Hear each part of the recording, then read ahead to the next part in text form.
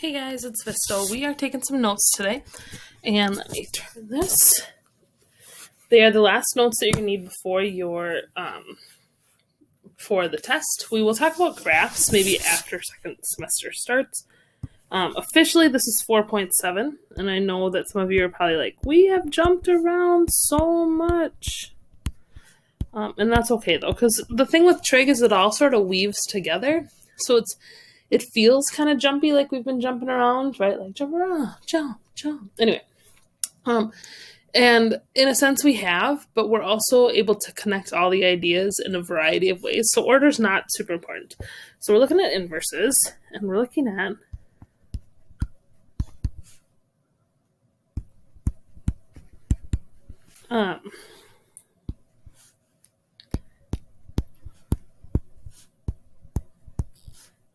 what angles can be answers, because we're about to limit our answers a little bit. And the reason we're going to do that is we want to make sure that our calculator just gives us one answer. So if we think back to, to some things, we know from a variety of places that sine 60, so let's see, a 60-degree angle would look like this. We know that the number choices are either 1/2, 2/2, and root 3/2. We know that sine is tied to the y value. So we're going to take the biggest one, that's root 3/2. And sine 60 is root 3/2. Now you have the unit circle, and I'm going to show you another thing you have that can help you get that answer, right? Here's how sine works.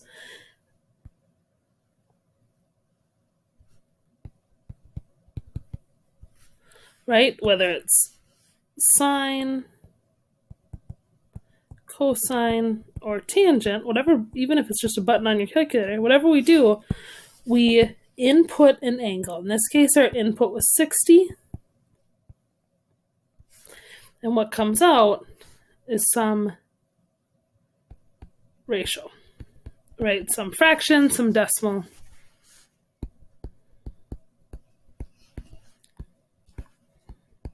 That's how that works. If we looked at another example real quick, if we took cosine, let's say cosine 120 is fine. 120, that's the angle we're putting in. The trig that we're doing to 120 is cosine. So here we go. So here's 120. Somewhere in there, right? It doesn't get all the way, it's not super close to 180. We are, cosine, of course, is x. So we're wondering about what is this number. And first of all, we know it's going to be negative. And then our choices, again, are 1/2. Root 2/2 is not really a choice because that's only for the 45s. And root 3/2. We are up high, so that's going to be what's root 3/2. We're going to say 1/2. Oh, funny. There we go. So we're saying negative 1/2. Anyway, not super important. Here's how the inverses work, because inverses do the opposite. Inverses take the ratio, or the fraction, or the decimal, and they put it in.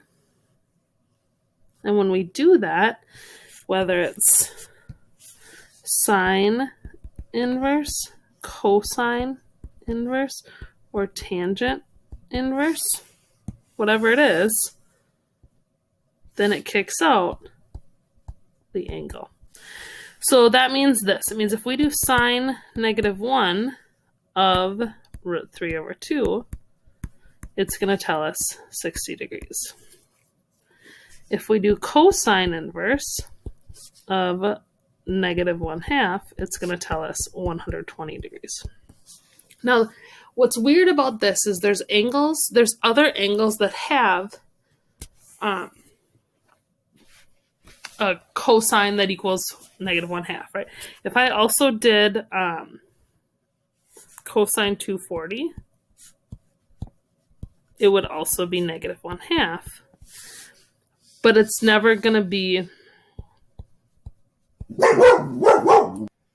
Sorry for my jerk of a dog. So anyway, so cosine 240, where were we? Is negative 1/2, but 240 will never be an answer.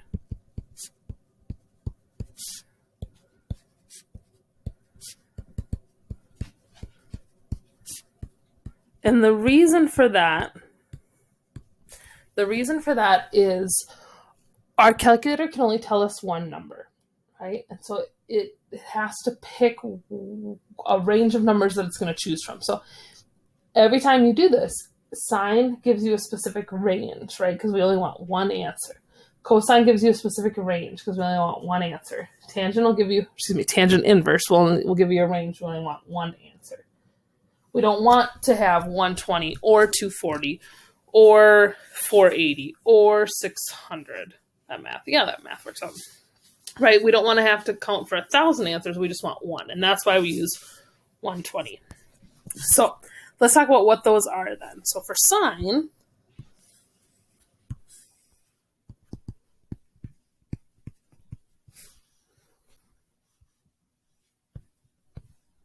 sine inverse, your answers will be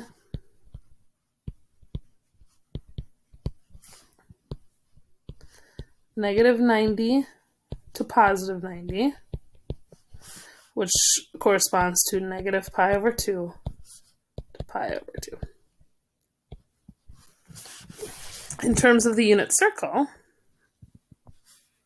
here's our unit circle.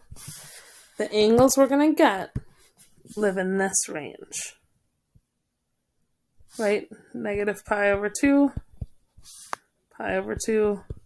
or negative 90, positive 90. Okay. Cosine inverse. We've already looked a little bit at cosine inverse. Cosine inverse does the following. So cosine inverse, the angles we're going to get for answers are 0 degrees to 180 degrees, or 0 to pi. In terms of the unit circle, cosine, the choices for cosine go from here to here, from 0 to pi, or from 0 to 180. Because remember, pi is 180, right? And then lastly, the other one we care about, because it's the other button on our calculator, is tangent inverse. And that gives us angles negative 90 to positive 90 and negative pi over 2 to pi over 2. Some of you are noticing right now that I wrote parentheses for this one. And you're kind of maybe going, wait, so why did you make parentheses for this one? I'm going to show you here in a second. So first of all, we don't want to include the 90s. So I'm going to put a dashed line wall here to show that those two don't count, right? 90 degrees, negative 90 don't have inverses. Their inverses are undefined. Okay, and I'll show you why here shortly. But we can say negative 89, we can say positive 89, we just can't say negative 90 or positive 90. So here's something that might be helpful to you.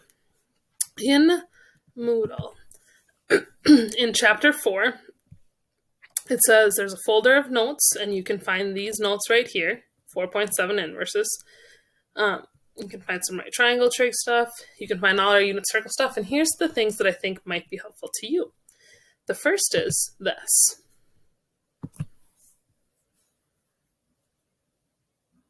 You have this unit circle table on the back of your unit circle. So you have a completed unit circle, you have a blank table, and then you have a blank unit circle.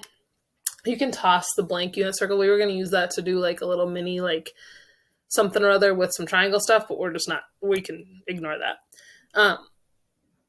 But this table was not filled in for you. If you want to fill it in, here it is. If you want to fill in parts of it, you can do that. Here's what I want to show you on this table.